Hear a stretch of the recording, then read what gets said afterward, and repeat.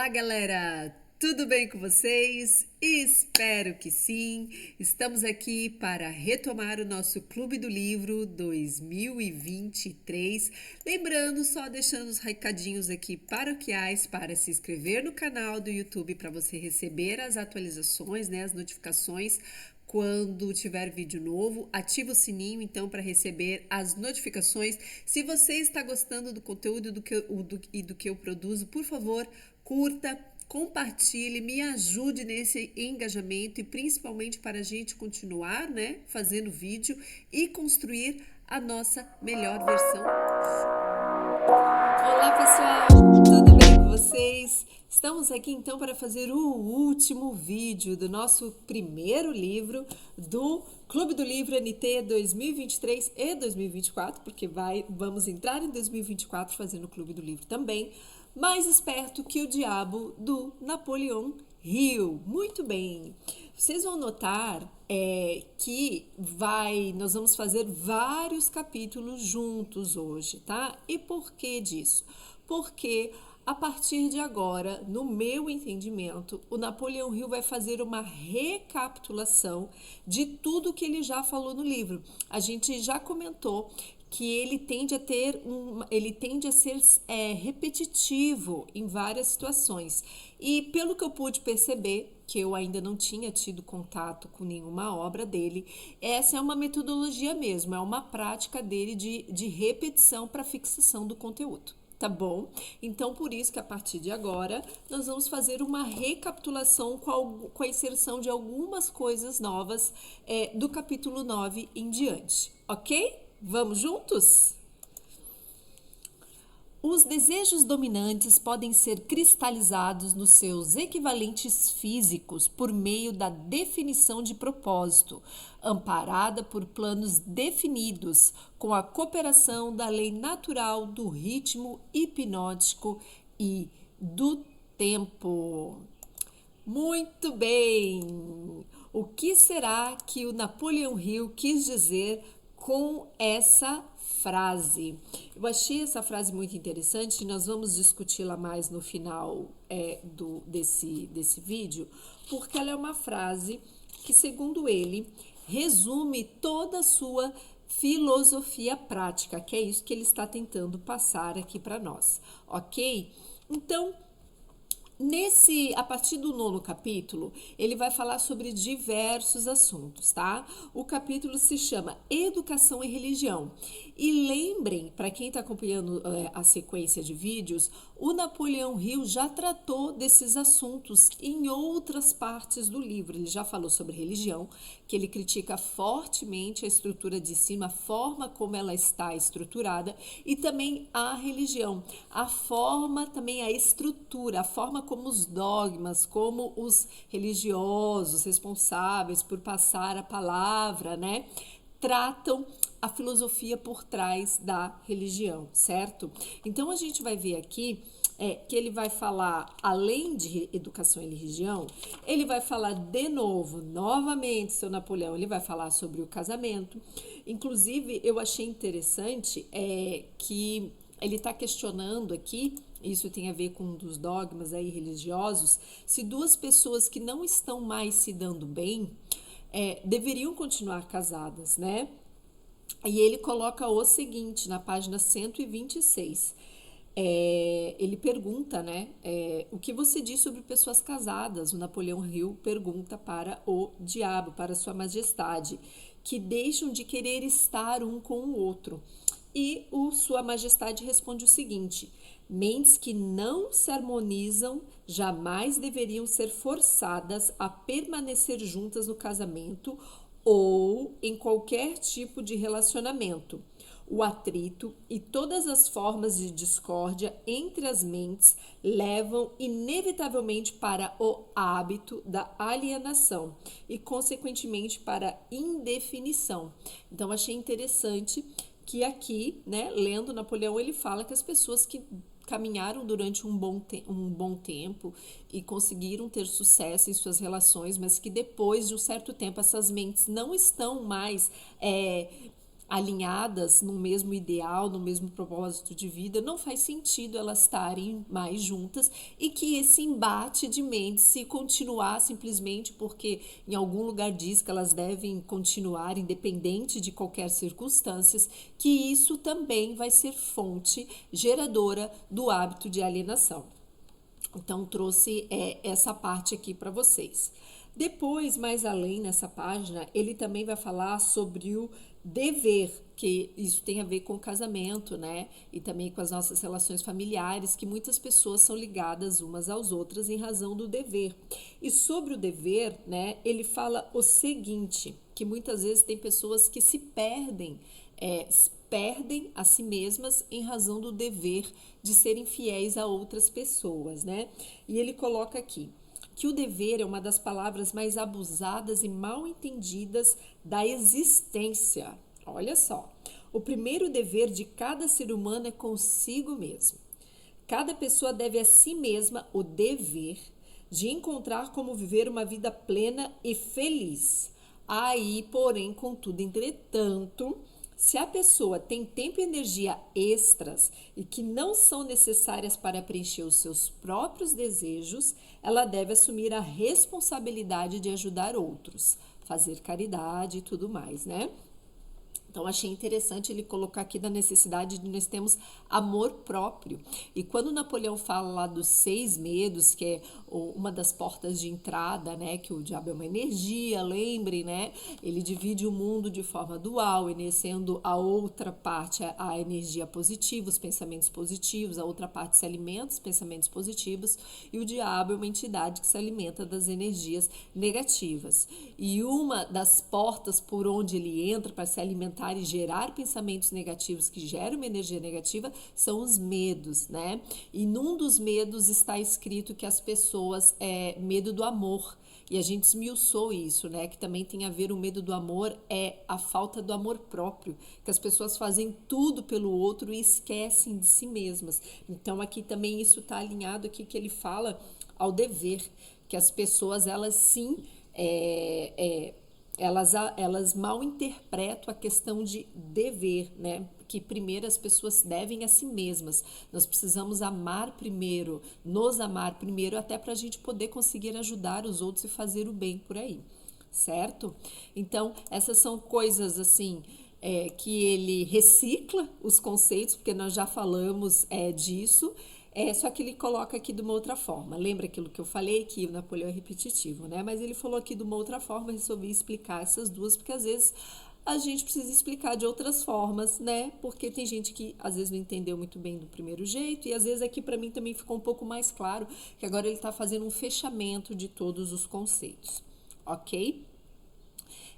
E também, mais adiante, ele vai falar da necessidade de nós deixarmos os jovens andarem com as próprias pernas. Na página 127, ele fala sobre, eles entram numa discussão sobre o excesso de ajuda para os jovens. E como esse excesso de ajuda, do fato da gente facilitar tudo para os jovens, isso numa classe média, né, pessoal? Porque numa classe mais baixa não é bem assim, né? Mas nessa sociedade de consumo aí, o fato da gente ajudar em demasia os nossos jovens, ele fala que a gente desencoraja esses jovens e que também a gente acaba jogando eles para alienação, né? Então, ele fala que é importante a gente deixar os jovens terem algumas frustrações, porque ele repete, né? A Sua Majestade repete aquela notória frase dele, que cada derrota carrega consigo uma virtude equivalente, ou seja, com a derrota temporária, que ele sempre fala dessa diferença, né? Que é com a derrota temporária é que nós vamos colher uma vitória, né? Então, cada derrota carrega consigo uma virtude equivalente, né? Então, que nós precisamos cuidar com esse excesso de ajuda para os jovens, tá? Que é um alerta que ele faz aqui, ok? Depois, mais além, ele vai falar sobre fé e oração, né? Que até esse capítulo aqui fala sobre religião e educação. E na parte, quando ele fala sobre oração, eu achei interessante porque ele fala o seguinte: Napoleão pergunta: você considera a oração como meio de alcançar fins desejáveis? Aí ele fala: depende, né? A oração, ela é poderosa, mas você tem que saber fazer a oração certa. Aí ele fala: o tipo de oração contra a qual eu não tenho nenhuma força é a oração com propósito definido. Isso está na página 127, ok? Então, ele fala que a maioria das orações falha, que as pessoas não conseguem o que elas desejam, porque elas as fazem de forma errada, tá? Então, ele coloca aqui o seguinte: a pessoa que começa uma oração com um propósito definido, e fé inabalável de que vai alcançar o seu objetivo, então a pessoa acredita que independente das circunstâncias ela vai alcançar o seu objetivo, propósito, constância, perseverança, coloque em ação as leis da natureza que transmutam os desejos dominantes de uma pessoa no seu equivalente físico. Então, olha que poderoso isso aqui que ele está falando. Ele está falando que uma pessoa que sabe onde ela quer chegar, que ela tem um propósito definido e que ela acredita nisso muito fortemente, e pelo fato dela acreditar nisso, ela trabalha diariamente com constância e com perseverança, o universo começa a convergir e se alinhar para que as coisas aconteçam. No vídeo anterior a gente falou sobre sincronicidade do Carl Jung, lembram? Ou Jung, como você prefira falar. E é justamente isso que o Napoleão Hill traz aqui, que quando você começa a se mover na direção do seu propósito e você está fazendo uma força para que isso seja alcançado, faça chuva, faça sol, independente dos obstáculos e de pedras que você acha no seu caminho, o universo vai convergir e vai te ajudar a chegar nos teus objetivos. Sincronicidade. Olha só que interessante que ele está falando, então, do que a gente tem que pedir na oração e na fé e na forma, né? Então, ele fala assim: quando você escuta uma pessoa rezando por algo que ela deveria conseguir com seus próprios esforços, pode ter certeza que você está escutando um alienado. Então, aqui vem do que ele está falando de você depositar tudo nas mãos divinas, independente do que você acredite, e não atribuir que você tem que fazer a tua parte, né? Porque o universo ele vai convergir, seja Deus, seja essa energia, seja o cosmos, seja o que você acredite, ele vai te ajudar, desde que você se mova ao encontro do seu propósito, desde que você não fique sentado só pedindo e não esteja fazendo nada para isso, certo? Então, quando você tem um propósito definido, quando você tem objetivos definidos, eu entendo que para eu alcançar esse objetivo, eu já falei isso em vídeos anteriores, eu vou ter que o quê? Eu vou ter que estudar, eu vou ter que me instruir, eu vou ter que diariamente fazer um planejamento onde eu encaixe um tempo para eu trabalhar no meu propósito, para que eu trabalhe em cima desse meu objetivo, né?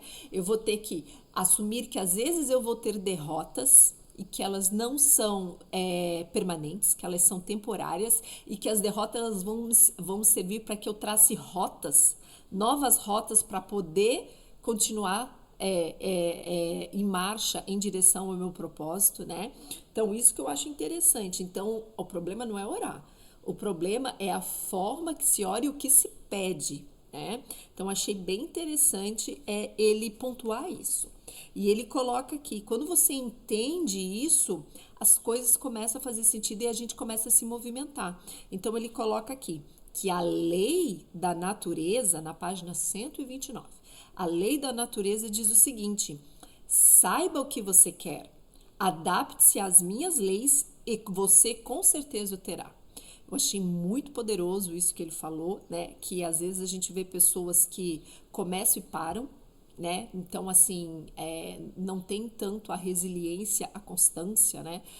A vontade, porque já assumem que a derrota temporária é permanente, né? E que você tem que entender essa lei e que quando você compreende que o universo é feito de cosmos e caos e que as derrotas fazem parte da tua caminhada, fica mais fácil você se mover e caminhar e entender que a tua vitória é questão de tempo, né? Achei bem interessante essa parte aqui da fé e da oração, tá? Na página 131, ele vai fazer um reforço sobre propósito, e a gente falou bastante sobre isso e eu repeti aqui, né? Então, o Napoleão Hill fala assim, que ele pergunta: a definição de propósito me parece às vezes ser uma panaceia para todos os males do homem, né? Como se fosse resolver tudo. E aí ele fala: não. Mas você pode ter certeza, Sua Majestade responde, não é bem assim. Mas você pode ter certeza de que ninguém se tornará autodeterminado, você não conseguirá ser uma pessoa determinada se você não tiver definido o seu propósito. E aqui vem aquela questão que eu falei que no livro, pelo menos para mim, né, eu terminei de ler, não está muito claro para mim como definir o seu propósito. E eu vejo que muitas vezes essa é a dificuldade das pessoas. E no vídeo anterior eu dei a dica do Ikigai. Se você não assistiu, volta lá para ver. E também fazendo merchan no meu curso de gestão do tempo, eu te ajudo a encontrar o seu propósito. A gente fala bastante sobre Ikigai, tá bom? Então ele fala novamente que você não vai ser uma pessoa determinada sem se você não tiver definido o seu propósito, beleza? E depois ele vai se debruçar longamente numa discussão sobre a estrutura de ensino. Tá vendo que eu falo que como Napoleão é repetitivo? Só que aqui tem uma questão.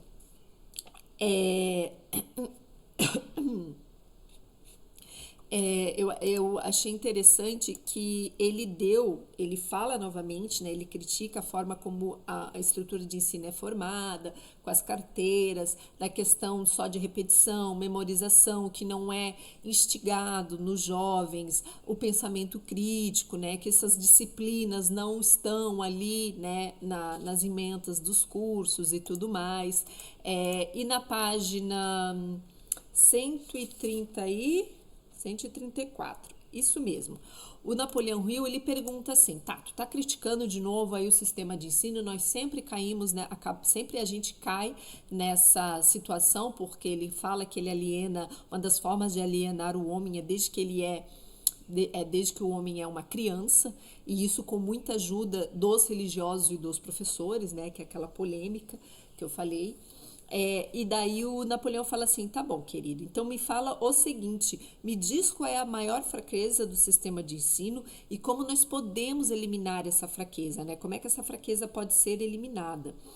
E daí Vossa Majestade, com muita relutância, ele responde o seguinte: o sistema escolar esforça-se para ensinar as crianças a memorizar fatos em vez de ensiná-los como usar suas próprias mentes.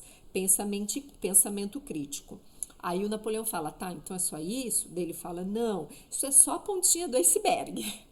Depois ele vai dar uma lista de bolo de tudo que o sistema precisa implantar para começar a ser melhor. Gente, é uma lista grande, tá? É gigantesco. Eu não vou repassar ela inteira com vocês. Até pensei, mas assim, nós íamos ficar aqui 1 hora só falando disso. Então, acho que esse capítulo, nesse ponto, achei bem interessante, porque muitas coisas eu concordo acima e embaixo, 100%. Até porque muitos já sabem, eu sou praticante da disciplina positiva aqui em casa, gosto muito também da Maria Montessori, aplico muitas coisas do que ela tem aqui, do que ela tem aí nos livros, do que ela gastou a sua vida, né, promovendo e incentivando, e também o sistema Waldorf. Então, ele gasta assim algumas páginas falando sobre, dando passo a passo e dizendo como é que o ensino deveria ser. Ousado, né? Mas esse livro foi escrito em 1938 e, como eu falei, eu assino embaixo em muitas coisas porque eu acho muito atual. E eu realmente acredito que o nosso sistema de ensino ele é desatualizado em comparação com os tempos que nós vivemos, certo? Então, eu só vou citar um trecho que eu achei bem interessante, que ele fala assim, o que mais está errado com o sistema? E Sua Majestade fala assim, uma grande fraqueza do sistema escolar é que ele não estabelece na mente das crianças nem a importância da definição de propósito, nem tenta ensinar aos jovens como serem definidos sobre qualquer coisa.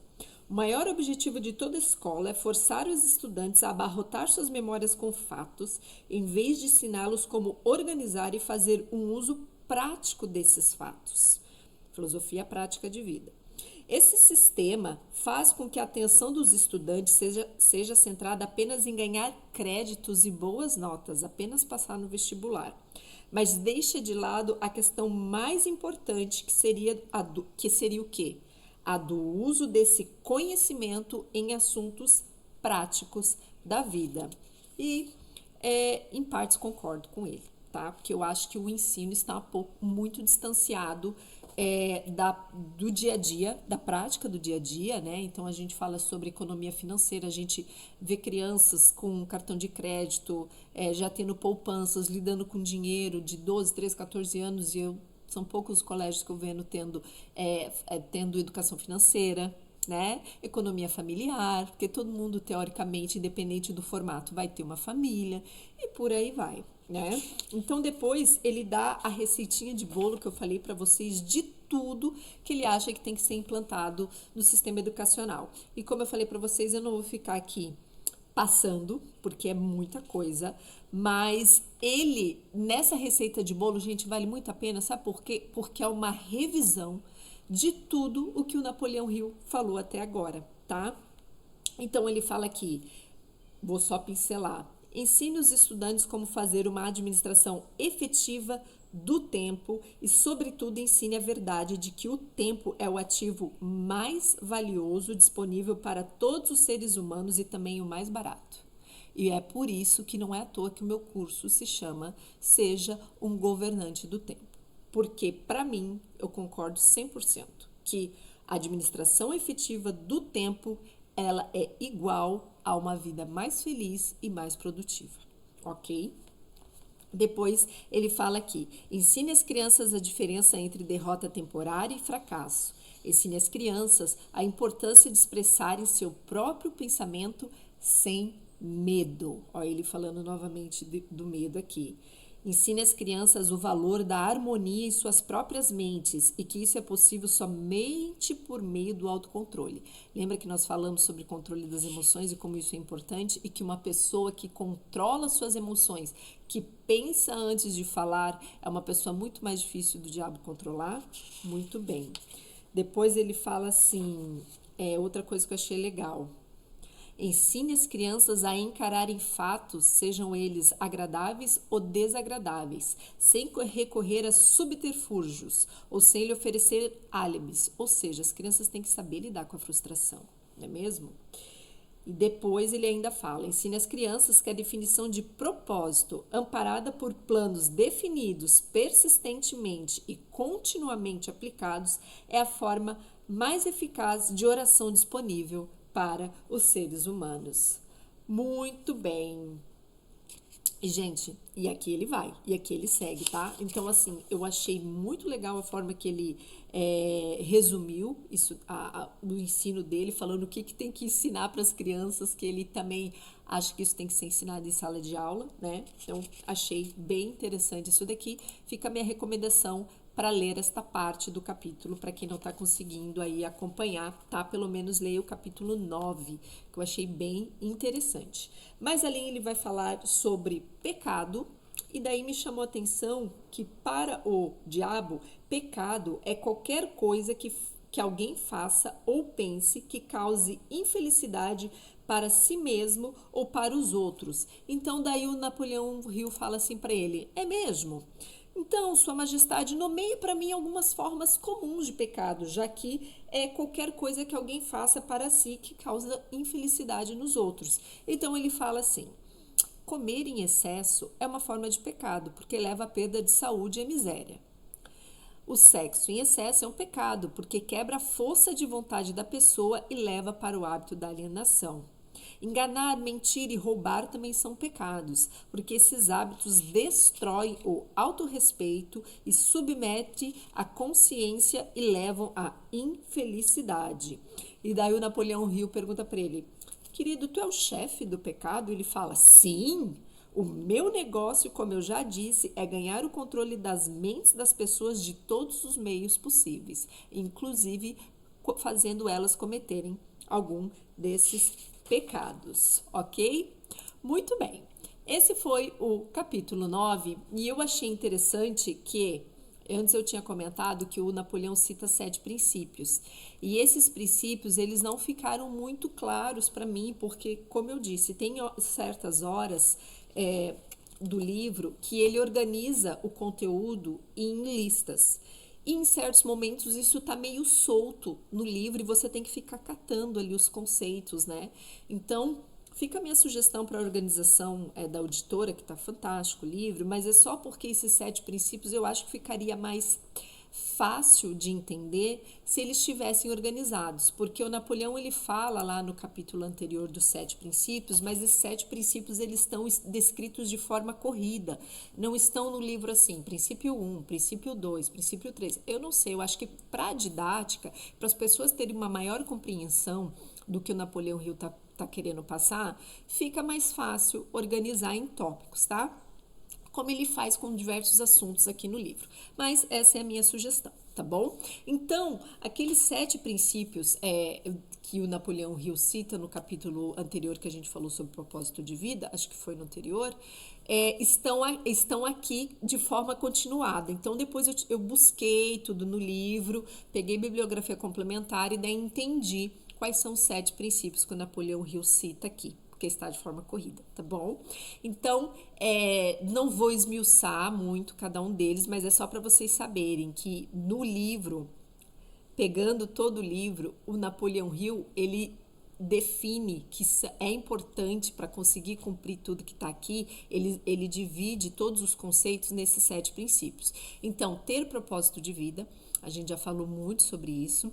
Autodisciplina, então por isso que nós temos que cuidar com os certos hábitos ruins que nos levam para a alienação, nós precisamos ser muito disciplinados com os conceitos que ele coloca aqui e também aplicar esses conceitos diariamente, né, para poder conseguir alcançar os nossos objetivos, saber lidar com as derrotas temporárias, então ter em mente, né, que durante a nossa caminhada as derrotas vão acontecer, isso faz parte da vida, é inerente a ela, então nós temos que aprender ao controlar as nossas emoções, não sofrer tanto quando nós estamos num momento difícil.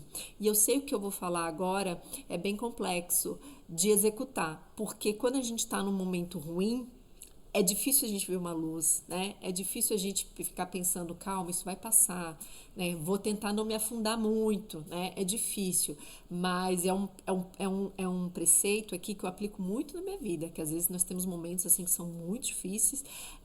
Tem um familiar meu que fala assim, quando a coisa ruim acontece, vem tudo junto. E daí eu já falo, deixa eu me preparar aqui, porque eu acho que daqui a pouco vai vir mais chumbo grosso aí.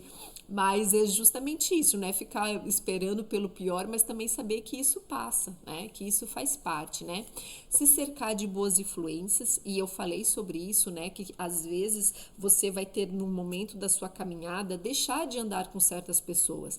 Não porque essas pessoas são boas ou ruins, mas simplesmente porque no teu objetivo de vida, no teu propósito de vida, estar com pessoas que têm um determinado modelo mental não fazem mais sentido, porque talvez essas pessoas não estejam te ajudando ou estejam até te levando para outros hábitos, né? Porque elas estão num outro momento de evolução interior delas, né? E cada um tem o seu momento de despertar, né?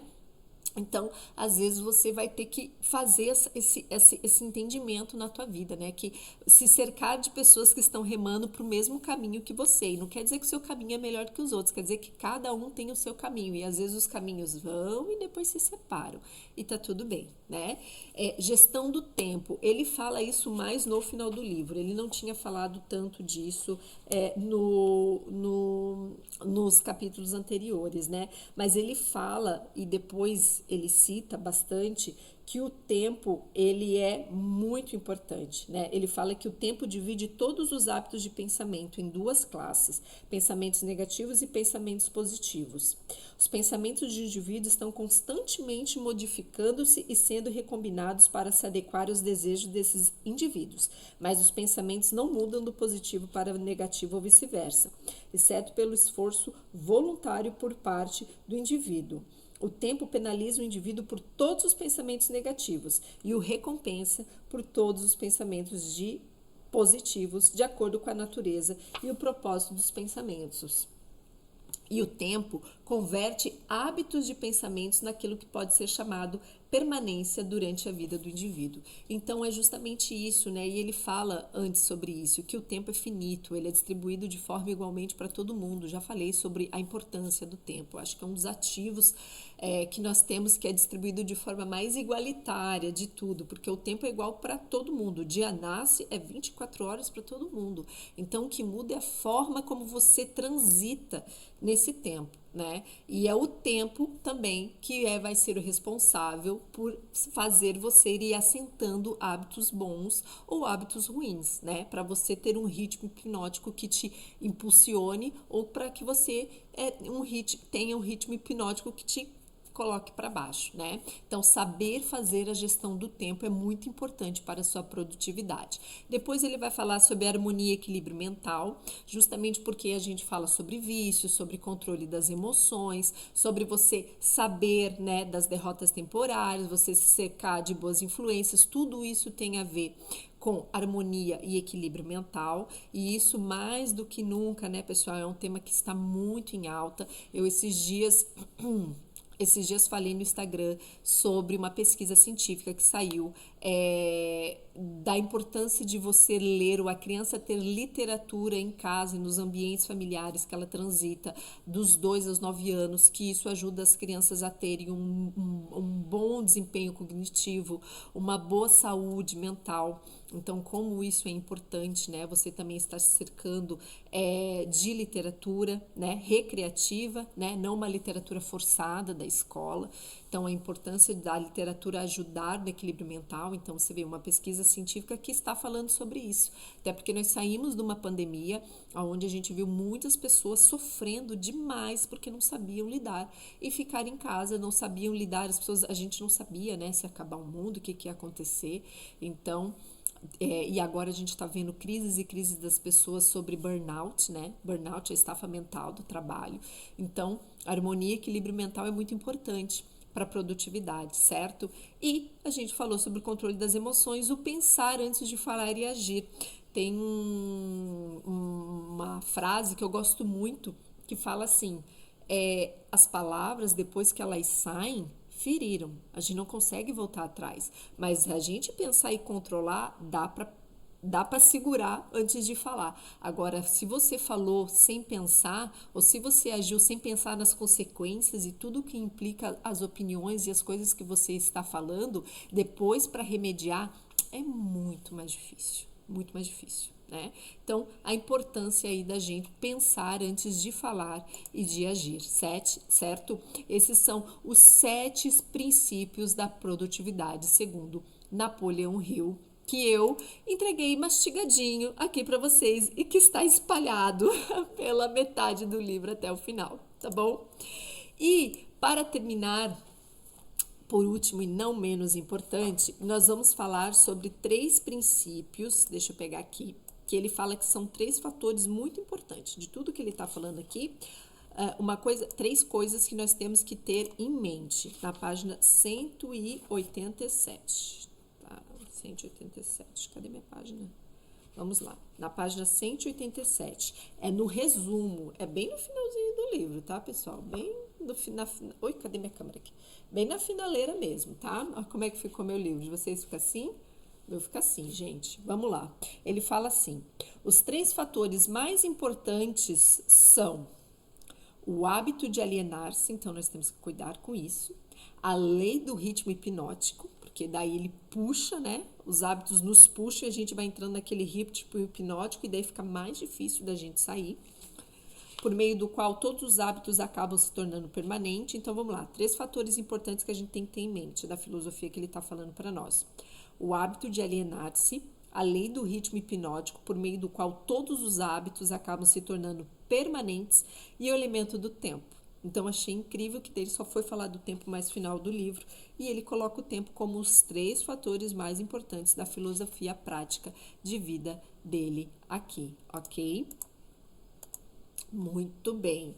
E terminando por último e não menos importante, eu vou voltar naquela frase. Lembra a frase, pessoal, que ele deixa aqui bem no final do livro, tá?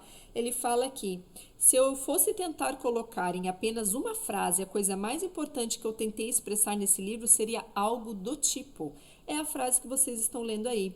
Os desejos dominantes podem ser cristalizados nos seus equivalentes físicos por meio da definição de propósito, amparada por planos definidos com a cooperação da lei natural do ritmo hipnótico do tempo. Então, o que quer dizer com isso? Vamos dividir essa frase para a gente entender, né? Os desejos dominantes podem ser cristalizados nos seus equivalentes físicos. Então, nossa meta, os nossos objetivos, nosso sonho, eles podem ser cristalizados no meio físico, eles podem se tornar reais, concretizados, né? Por meio da definição de um propósito, a partir do momento que a gente define um propósito. E esse propósito ele é amparado por planos definidos, então eu tenho que ter um planejamento, né? Não é só definir a vida vai dar um jeito, não, eu tenho que ter um plano de ação. Lembra que eu falei, um plano de ação e que eu faça isso todo dia, cotidianamente, a autodisciplina, né? E que tudo isso, se eu fizer tudo isso, eu vou ter a cooperação da lei natural do ritmo hipnótico, porque daí eu vou entrar num ritmo hipnótico positivo que vai me impulsionar para o meu propósito de vida e com isso as leis naturais vão convergir, ó, a sincronicidade, para que o meu propósito seja alcançado e isso é também com a ajuda do tempo, porque precisa de tempo, então nós precisamos ter paciência. E às vezes a gente acaba caindo no imediatismo. A gente começou uma coisa hoje e a gente quer que a coisa aconteça amanhã. E, gente, incluir hábitos e alcançar certas metas leva tempo. Leva tempo. E aí a importância do tempo e a gente saber que certas coisas levam tempo. Tem pessoas que tem para algumas pessoas vai mais rápido, para algumas pessoas vai mais devagar, porque as pessoas não são iguais e tá tudo bem, não é uma competição com outra pessoa, você tá competindo com o seu eu do passado, porque você quer se tornar uma pessoa melhor para o seu futuro, né? Essa deveria ser a competição e não a competição com a grama do vizinho, porque a grama do vizinho é sempre mais verde, mas a gente tá na pele dele para saber, não é mesmo? Então, termino com essa frase que é o resumo da filosofia prática do Napoleão. Os desejos dominantes podem ser cristalizados nos seus equivalentes físicos por meio da definição de um propósito, amparada por planos definidos com a cooperação da lei natural, do ritmo hipnótico e do tempo. Achei bem legal a forma como ele definiu e agora que eu quebrei ela em partes, acho que deu para entender. Deu para entender, pessoal? Espero que sim, tá? Então, esse foi o nosso Clube do Livro. Chegamos no final! Eu sempre fico empolgada quando a gente termina o livro, porque agora eu vou falar uma coisa que eu faço para vocês. Eu já tinha lido, li de novo e eu vou ler uma terceira vez. Tem uma professora que fala muito sobre metodologia de estudo. Eu acho bacana, né? Porque daí você faz o resumo e sabe que eu sinto que cada vez que você lê o livro, em determinadas fases da sua vida, você aprende coisas novas, você absorve o conhecimento de forma diferente. Então, esse livro eu achei que eu ia ter bem mais divergências com Napoleão, não tive tantas, fiquei impressionada, não conhecia a obra, e geralmente a proposta do Clube do Livro é trazer autores que eu não tenho tanto conhecimento sobre. Então, assim, fiquei bem contente, achei bem interessante, vi que eu tinha preconceitos, mas que o Napoleão Hill não é só aquela questão do pensa positivo que as coisas acontecem, não, ele bate muito na tecla da nossa responsabilidade, né, que nós temos para correr atrás do nosso propósito. Então eu posso dizer assim que eu gostei muito e achei muito legal a forma como ele fez, entrevistando o diabo, e seja você pense que é o diabo, se foi uma estratégia que ele fez para poder escrever o livro, achei show, né? Porque nada como uma entidade como essa para nos passar os truques da vida aí, né?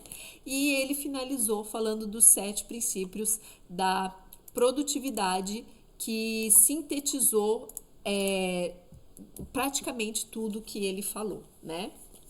Mais os medos aqui. Eu colocaria um oitavo princípio, que seria cuidado com os medos, né? Não seja refém dos medos, né? Mas que está inserido ali também. Tá bom, pessoal?